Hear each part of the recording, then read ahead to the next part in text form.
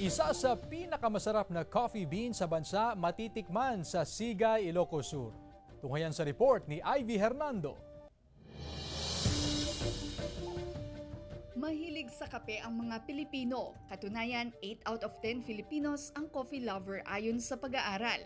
At ang bayan ng Sigay, na isa sa pinakamalaking coffee producer sa Ilocos Sur, kinikilala sa buong bansa dahil sa kalidad ng kape.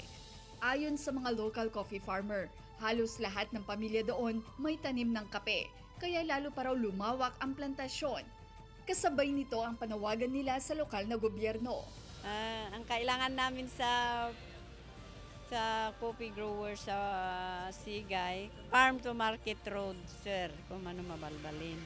Mataas yung mga bundok at mahirap buhatin yung mga kape na galing doon sa bundok. Bukod dyan, hiling din ng mga coffee farmer ang machine roaster at iba pang pasilidad para sa produksyon at pagproseso ng kape. Ayon naman sa DTI Region 1, prioridad ang pagtulong sa mga coffee farmer. Hopefully, with everyone's help, we can expand plantation and improve farm productivity. Further, we look forward to bringing in more roads that will make not only coffee but also other priority industries become more competitive. Umaasa ang mga magsasaka sa agarang tulong, lalo't nakikilala na ang kanilang coffee beans at coffee wine maging sa ibang bansa. Kasama si Norman Raca, Ivy Hernando, 1 North Central Luzon.